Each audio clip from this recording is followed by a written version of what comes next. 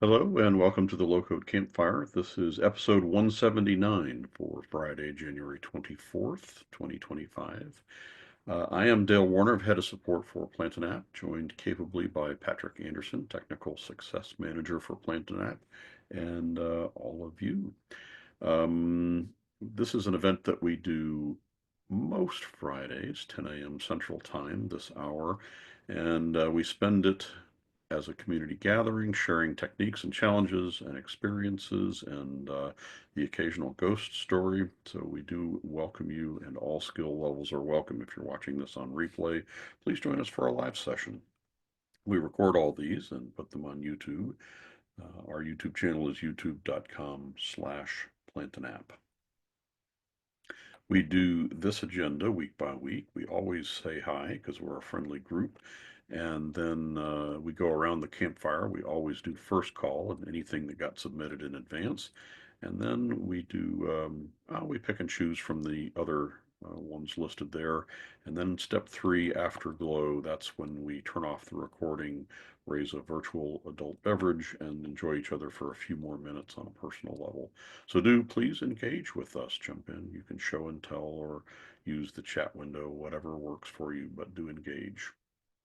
As I mentioned, you can submit questions and topics in advance. You can use that QR code to get to a form where you can submit a topic, or you can email me at support@plantainapp.com. Hello, everyone. Morning. Good morning. Hello. I see we have a regular crowd today. No one needs to introduce themselves, so I'll jump right in. Did anybody bring a first call, something that we can work on first?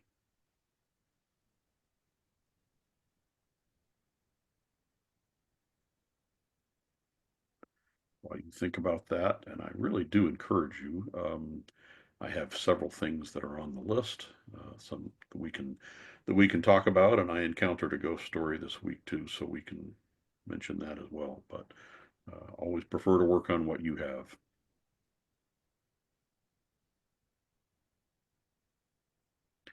All right, here we go. So first, I have the title of this episode is Observing the Café Eclipse, and that's just me taking note of the idea that the Low Code Cafe has 179 episodes, and the Low Code Campfire after today will have 179 episodes. The cadence changed at one point where we do Low Code Cafe every 2 weeks. So me taking note of the number, the 179 is where the two cross. Okay, that was exciting. Um, but I think a lot of you have been here for most of the campfires and a lot of the cafes. So thanks. That's 179 is a lot of hours, and we've done that twice. So that's cool. All right. Um, as we do sometimes, check in on the versions. Can't see a lot of motion in this graph, but this goes to show that our version 126 gets about 20% of the share. That's the current version. It creeped up a little bit from when I showed this listing last, but 125 seems to be the very most popular one. Um, let's see, the blue is from October 1st, the red is current, so we're seeing these drop off just a little bit and come in favor of 126. Um, everything about Don 126. Gingold, can I help you? Don, you need to mute. Maybe I can mute you. Yes, I'm doing fine. All right. Um, I was about to say that version 1.26 is uh, as good as it gets. I'm finding it a very reliable and better than anything we've done in the past, and so and it's also our only version that's in the support window. So I do encourage you to upgrade to it. 127 is coming, and I'm not going to push on that one very much at all. All right, what does the boss want here? Make sure I'm not ignoring something important. Okay. Any questions about versions before I move on from that?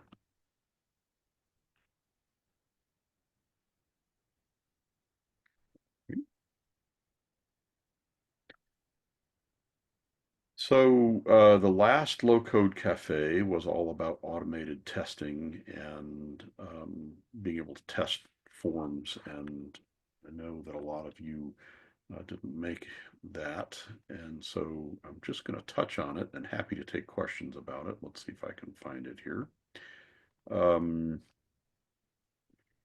The idea just at the surface level was that you can define a form that does its normal activity, but then, and of course, the site went to sleep.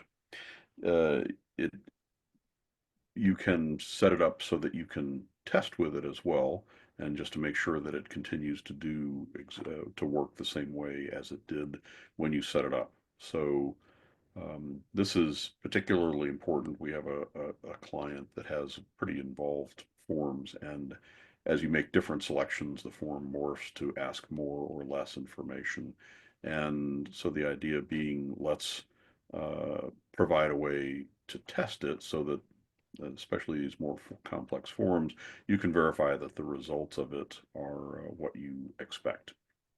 So this is just a basic contact us form, but I've modified it using some standard actions. And if you follow along in the low code cafe, you can import those actions into your form. The form continues to work exactly as it did before, but it also is now testable. So and I say it's a contact us form I've added. You can see I've added a number of cars option here as well. So that's a little bit of a modification to it, but you can test any form.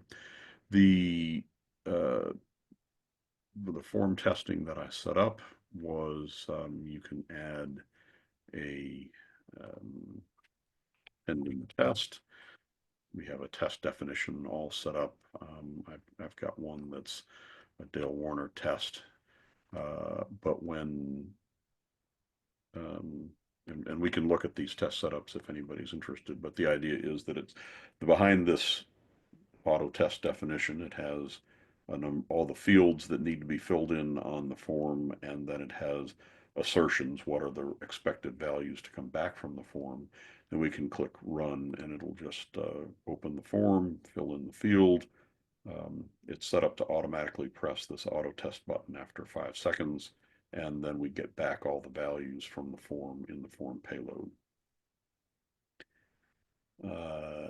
We can also open up a view of and an analysis of that, and so we can see that all the form was filled in, and these are the values that came back from the form, and a status whether or not it matches what we were expecting. And I've got one set up here to fail so we can see what it looks like. So we were expecting a value of 0 in this field, but we got the value of 2. So that's it at a high level. Anyone have any questions or interest, or does this inspire you to look at Café 179, or does it inspire you to run screaming from the building? This is good stuff, Dale. Keep going if you would. We will. The next step of the next step of cafes that go into this, we want to provide a pretty full view of testing. So the next thing is to this is just testing that the data that we put into the form comes out as we expect. And maybe we could test some values that the form computes and things like that. But the next step will be to test the business logic. So if the form creates a user or does some operation within your database to create the next logic that would follow up to test to make sure that the business goals were accomplished. And then also to string these tests together so that I mean, I started on, without a lot of explanation here, I started on this results listing, which is also a queue of things that need to be done, and I ran it manually. But the idea is that you could select many tests. You could have hundreds of tests in your system and have them set up to run, and they could run one at a time. Excuse me, they could run in a batch. So it goes to the form, processes it, tests the business logic, returns back here, and goes on to the next one and the next one until they're all done. So there are more cafes in this series that will do that. And then we have we are behind the scenes using in our we have an end-to-end test suite that we've talked about before, but the idea is we want to add automatic testing to our software beyond things like this. And so the ability, for example, to interact with a form or to interact with entity definition and make sure that it works as we expect it to work. So when it does, and we're using a framework called Cypress to do that.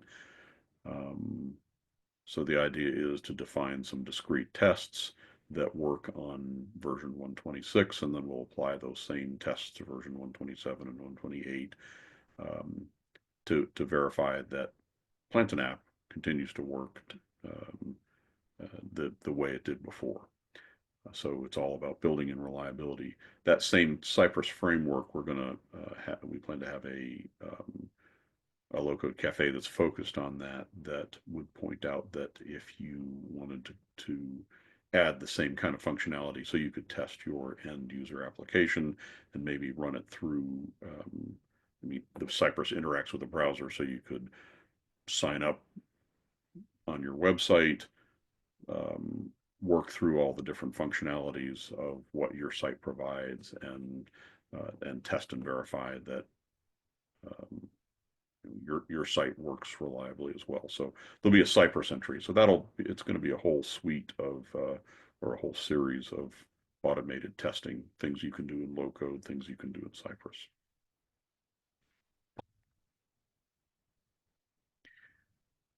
Any other questions before I move on? All right, that's automated testing.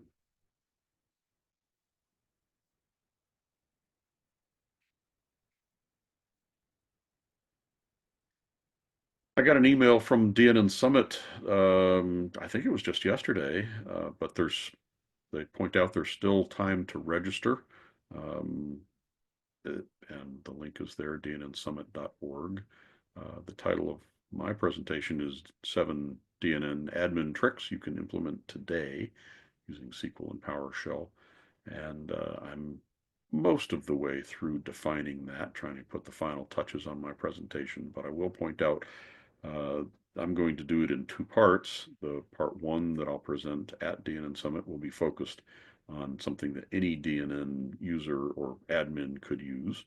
And then part two is going to be on the Low Code Cafe that follows that 2 days later, that shows this similar content. It's going to be relying on the same scripts and sequels, but with a Plantain app focus, being able to implement those as pages in your site and click buttons to do those functionalities. So if you attend DNN Summit, you'll see it in two different ways, just as a pure DNN thing and then as a Plantain app thing.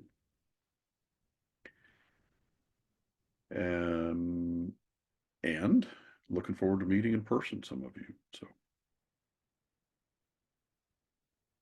Mark, any last minute things on DNN Summit? Yeah, the last minute registrations have been picking up, and quite a few more people have been registering, which is nice to see, because it'll be nice to see those people in person. So thanks for plugging the event, and I am so happy that you'll be presenting. I will be there. Absolutely. And let's see, this is at the Cosmopolitan. Yep. And I don't know if any of you have seen, there's a series, Aerial America, and we've been watching aerial cities, but it takes state by state and sometimes city by city and shows it from above. So there's a nice one on Las Vegas that my wife and I have been watching, and so we look forward to seeing the fountain and the things that are going on in Vegas. It's been a long time, pre-COVID, since we've been to Vegas. Right. So Campfire, the Campfire contribution website, there hasn't been anything new. I haven't put in anything new lately. So it's been, what, more than a month? I have things that I intend to do, but I haven't gotten to yet. But I wonder, I I refer to this reasonably frequently when I'm developing as I try and remember things. And I wonder if you have any if anyone else pulls from this and has favorites and things that might be good to remind others that they're out here. Um, just I mentioned that. just used one of these this week, Dale. The one where to pop up a form on any page, but it's the same form, um, reusable form in your website. I actually altered it so that I would be opening a pop-up listing instead of a form, but came in handy. I came right to this page and found it and was able to make it work. You know, Good. I knew about the concept. I remembered the process, but I just needed to see it again, and there it was. And I do often come back here for just these kind of things. Um,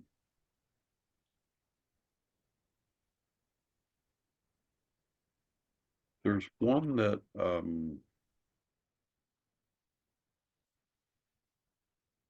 you did that I come back to pretty frequently, Mark. That's run a form button on form open, but this is just um, a good technique, just a nice snippet of JavaScript to have available, this set timeout function.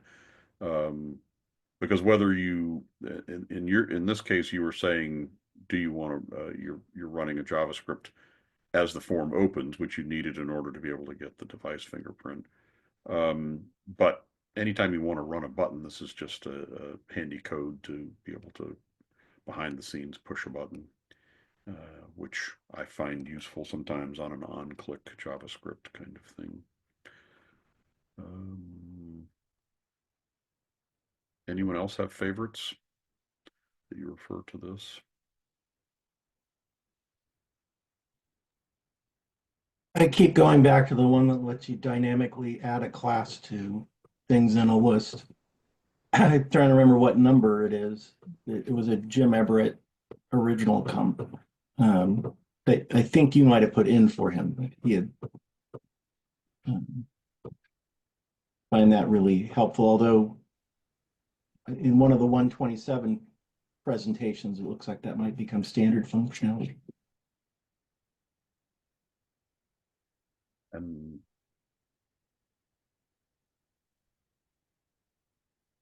see, that might have been. So I don't. That's part of the problem, being able to find these, I suppose.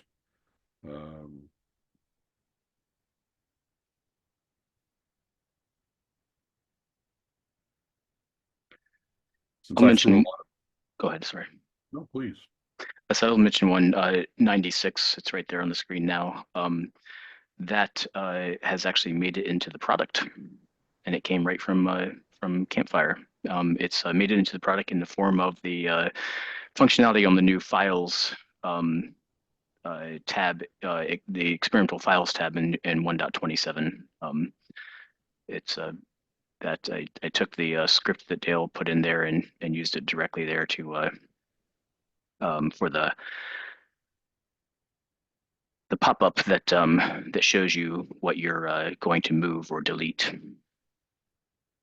for you to confirm that. So that table that gets created with the list of folders and files is created using that script. Very handy.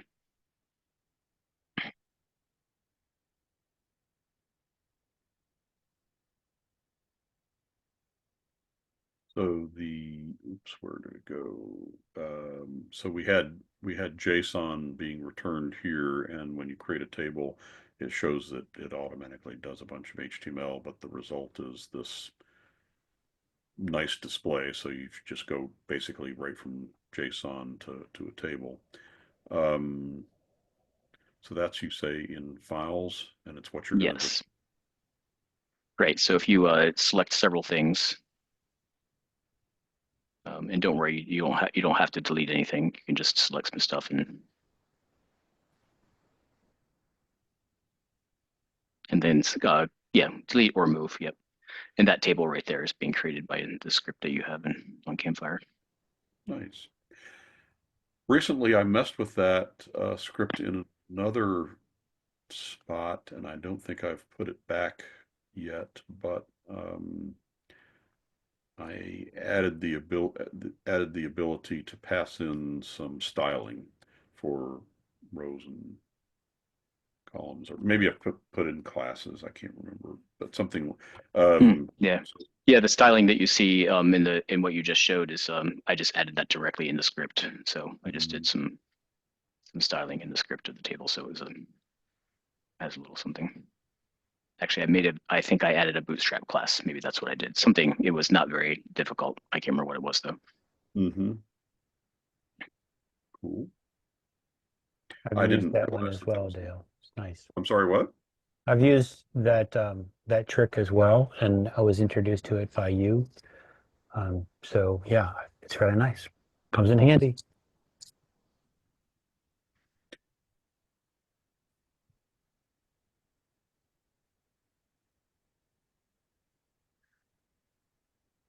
Right. So that's a trip down memory lane. What else do we have? Community forum, tab titles and badges. I see the question was asked, and thanks that for all that participated. This was the question, and the idea was that we wanted to put this user wanted to put a image inside of a table, excuse me, a tab of a, so to show, for example, that you could have a tab in a tabs pro that was errors, and you could have 8 errors next to it, or in this case it was tasks not completed, and to be able to then put a badge. And oddly enough, and Patrick and I confirmed through just bouncing my head against it, Patrick confirmed same thing, that we don't directly support putting HTML into the title of a tab, which makes it hard to do it the way that he wanted. And yeah, Ben's solution was to non-graphical, but you could still display that. So unfortunate that it's not in there to be able to directly do HTML. Anyway, I appreciate the help as those things do come in on community forum. I had a ghost story this week. Anybody have a ghost story that they'd like to share before I dive into mine?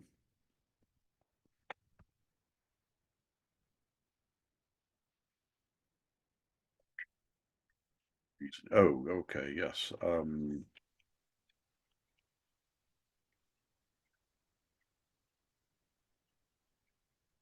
I've got one, Dale, if Please. nobody else has one.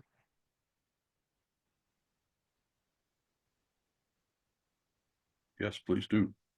Okay. In DNN Sharp, there is an action. Pull this up. I can,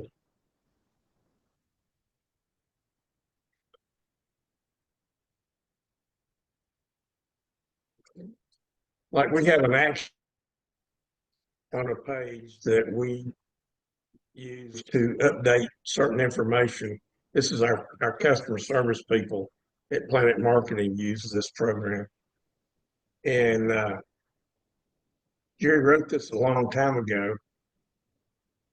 Let me edit the form here so I can tell you the action.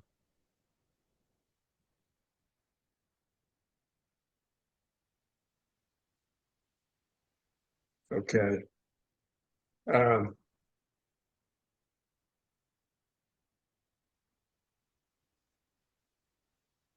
What he does is he's passing in on the query string the user ID so that he knows that when the customer service person is updating this record, we know exactly which record we need to update. Okay. So like I say, this query string, there's a my token query string colon user ID, which is the user identifier in this action. And from that, we update the display name, the email address, the first and last name. Okay, that's all we're doing. For some reason, like in that action, it tells you, you can leave the user identifier blank, in which case it would update the current user. Well, obviously, the current user right now is the customer service person working on this person's record. So therefore, that's why he's using the query string, the token, query string colon user ID to make sure we're focused in on the person we need to change. For some reason, not every time, but many times, it's like this thing goes out in left field somewhere, and the actual customer service person gets their records, like their user ID is still the same, but what it changes is the username and the email address and the first and last name. Not the person that we're working on. It's changing the customer service person's information. We have tried for over a year to track this down to figure out where this is coming from. And according to everything that we read, this should be the proper way to update that record.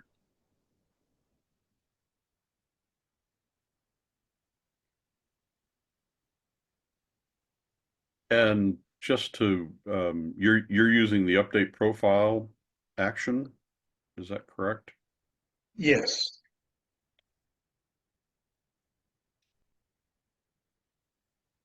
So in other words, the end results of what happens is when you run this, it's updating the user table, the DNN user table. It's updating the ASP record tables as well. Mm-hmm.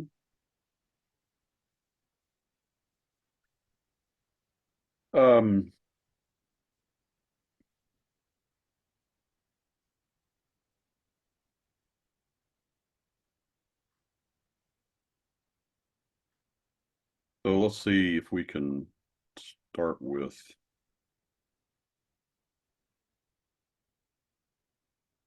Is this one of the actions that there is more than one action doing very similar things? Sounds familiar here. Well, you've got the load user action, which we found is not the best way to use. Trying to do work like this is not the best way to try to do that. That's why we pass the query string in on the URL when the customer service person is working on the records.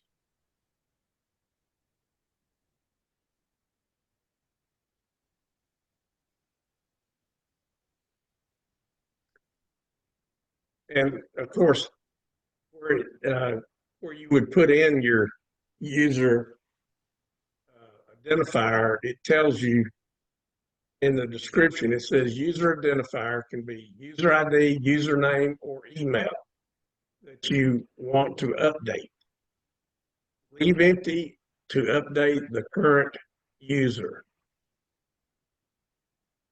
But it's like it ignores that and updates the current user anyway. So, Dennis, which version are you using? Do you know? Which version of Plantain app is of what? what version of Plantain app is installed? This is 1.17 right now. This is the one that we're still trying to update to 1.26. But this was happening, this has been happening for over a year. I think even before we changed to start using Plantain app. Yes. So, there's really no telling what might have changed. 1.17 is more than 5 years old. I don't know how old. And it would be very hard to try to unless it was when you get to this version, we could try and resolve it, right? When you get to current, but there's no way to resolve it. And even if we found it in version 117, it's not like fixable. From a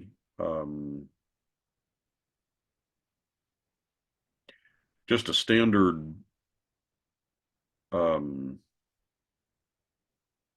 from a debugging standpoint, you could use the log event, assuming log event is present, to send the exact same user to the log so that you could chase it down to make sure that something unexpected wasn't happening with that. So when it occurs, you could check the log and see, okay, what was the user that was involved in that change. Yeah, and I'll say from an experience with a client that we had a situation where something similar was happening, and when we did some debugging, we discovered that at the particular time that it happened, the user ID was actually not in context, and the token that was in the user identifier field was resolving to blank. That's ended up being the issue in that situation. And if the token resolves to resolves to a blank value, then it will use the current user. Which would be another way of something that you could do to help go around the issue or to prevent it at the point would be to do this, where you had a display error message and you would say query string user ID not equal to blank. So yeah, I think there is something similar to that here. Check to see if there is something like this, but this would say if the user ID, wait a second, we want to say if it equals blank, I had it exactly backwards. So if the query string user ID is blank, then you would show an error message that says, warning, whatever. Yeah. Cannot proceed, but at least you would avoid doing the update profile on your agent. You'll have to figure out what business level. Yeah, you can clearly see the user ID in the query string if you look at the URL. So, right. But anyway, I don't want to take up a bunch of y'all's time with that. I thought maybe somebody had run into it, and Jerry and I'll continue to work on it when he by the way, he would be here, but he had a doctor's appointment he had to go to. He's been suffering from vertigo. So anyway, he'll hopefully be back next week.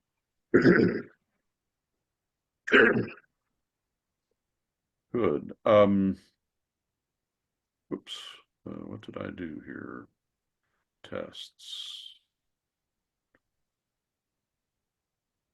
You know, in a similar situation, I've had a little bit of success of creating a form field, typically a hidden form field, and I'll put that data, I'll read it from the URL and throw it into that field, and then I'll refer to the field later. And it seems like I have more success with that sometimes if I'm having trouble getting it directly from the URL when I'm doing an action. I absolutely agree, Mark, and that was kind of where I was going here with this illustration, that by putting hidden field with custom value and giving it an Yeah. initial value, this is much more context stable. This puts it on your form, so long as it's on your form. I mean, we get into this, for example, with on the events on init, you might, or on pre-init, you might read a data record that you're using to populate a form. But whatever you do in the middle of this, if it doesn't make it onto the form, it's not available to the button. So this ends up being very stable. So that, and then you would use this in your code instead of the query string. Yeah. But We do use the hidden field quite a bit in other areas. It's just for whatever reason, Jerry did not hear on this particular form. Yeah, so those are a couple of, I mean, so why it goes away in odd circumstances is a very good question, but that would be the kinds of things to either test or avoid the problem. Hidden field is going to be better, and the error message would prevent you from or anything that blocks. I mean, that could be a redirect to a URL or anything. So first click of the button should, the first action when you click the button should be to test to make sure that that thing is, if it's blank, that you stop, because you will get that impact of doing the one that you have, doing the user that's logged in, the CS customer service rep instead of the user. Why it's erratic is question. I don't have an answer for that, and that's those kinds of that. But that exactly is a ghost story, right? What things that work most of the time but don't, or how do you get it to work? So Yeah, I personally have tried this over and over, and I have never been able to get it to fail. It always works for me. Same way with Jerry. You let one of those customer service people try to do this, and it pops up. Just not all the time, but every now and then. And But then we'll work on it. Like I said, I don't want to take up everybody's time today on something like this. We'll figure it out eventually. That's good hints you guys gave me too. I'll discuss that with Jerry. Good. Cool. Does that spur anyone else on a different ghost story?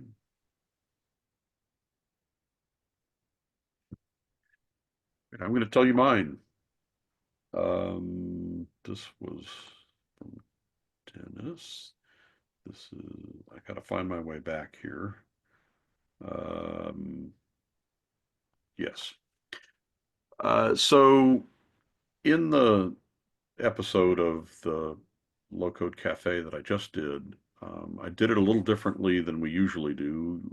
Patrick and I usually start from empty and do it step by step, and it was a little bit too much information to do in an hour. So instead, I built up all of the entities and workflows and tokens that needed to go into this in advance. And so if you watch the video, you'll see me just import a bunch of stuff and then start explaining it. And so I needed to import workflows, and this workflow in particular. So I have I had a parameter called auto test result, and it was using a entity type of as the type of input, which is very handy because when you do this, you get all of um, the fields of the entity available to your workflow to work with those values. So that's what I was trying to do. The problem is when you transport a workflow from one system to another, I found that we are doing that by ID and not by GUID, by GUID. And so the result was then that the workflow didn't work. And if you watched it live, you would see me fumble around for 15 minutes trying to figure that out. If you watch it in replay, I recorded a happy ending so that it's correct and the workflow has been corrected so that it doesn't encounter that error. But when the bottom line is right now, I mean, if it's a new bug, right now we don't transport workflows really well between disparate systems. If you need to do that, there's a reasonably simple way to do it until we get it fixed, which is that you can use a primitive like text as the from the system that you're starting at. Instead of using the entity, you can use text. And then when you transport it, this will reliably transport in. So when you import it into a new system, it comes in as text. And then as an after step, you have to go back and select the entity, and that will work reliably. But it's unfortunate that we don't correctly link to the right entity when it's an input type. Yep, and so that wasn't a huge ghost story. It was 10 minutes live and then re-recording and redoing and writing up a ticket for it. But someone. Dale, I have run into this problem, but can you explain? I don't understand how they're using the text solves the problem. Okay. So the problem is if we look in the export of a workflow, and so I have a test result is what I'm exporting that has this thing here, entity version 9. This is the problem, that it's saying when you import this to some other system, link it to entity version 9. And entity version 9 on that other system might not be the entity that you intend. So the solution that oops, this is not the one. The solution that I did by changing this to text, and we'll save and go back. So now when we look at this, the export shows that the input type is text and it's not linking the entity version ID is irrelevant. So this workflow will import into the target system without erroring, right? In my case, when I encountered this entity version didn't exist at all, and so it wasn't that it linked it to the wrong one, it was linked to an invalid one, and the workflow was unrecoverable. You couldn't fix it. So on the source system, by flipping it to a text field, you can now import it into any system, and it won't error because text fields are text fields regardless of the system, right? You're not dependent upon an entity existing or having a particular number. Once it imports, you can go back. I keep going to the wrong one. Once it imports, you can go back and fix it to the entity that you intended. And by doing it here, regardless of what the number is on the target system, it'll pick the right number and it'll be correct. So it's a workaround. No, that I understand that now. That works. Okay, that's great. Well, good. If you know what they say. If we solve the problem for one person, it was all worth it. So I'm sorry you've encountered that, but that's the that is a solution. When we fix this internally and we have it tentatively slated for 128, the idea would be when we do an export, this would no longer say a number like 9, but rather the GUID associated with this auto test result entity. And so long as that existed on the target system, it would correctly link. But doing things by integer numbers that just increment and have no relationship to they're positional, not definitive. It's really annoying. And it's why we did a whole bunch of work moving to use GUIDs instead of integers throughout our system.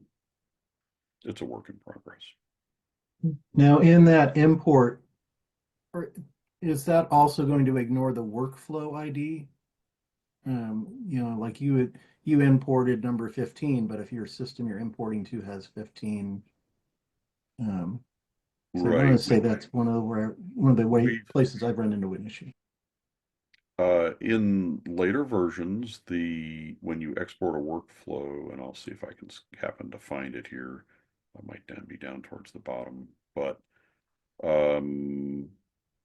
workflows have GUIDs.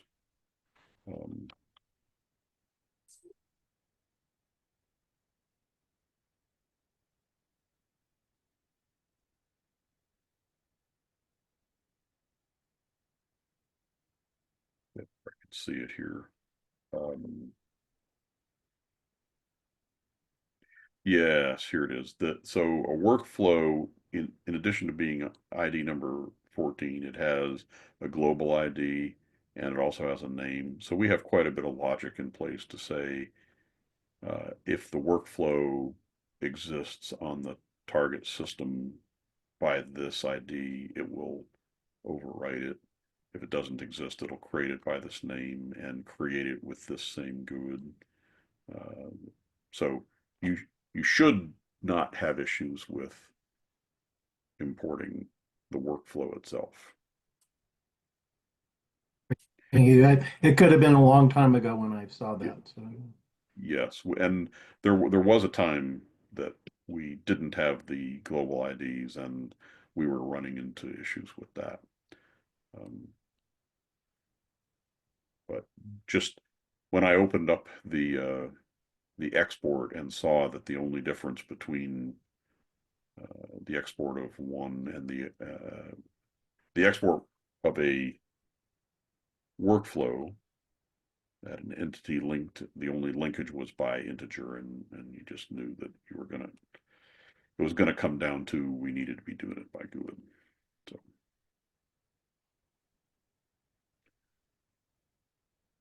okay. That's all I had prepared for today. So if there's an opportunity to jump in with any last minute thing, otherwise we can call it here.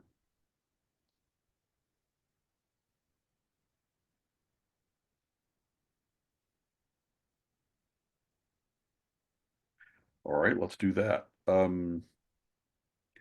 So I'm saving you 10 minutes of your day today, and so that's just my little gift to you. If you thanks for joining us. We will be back again with Low Code Campfire next week. Maybe you bring a question. We'll have a little bit more of an active group.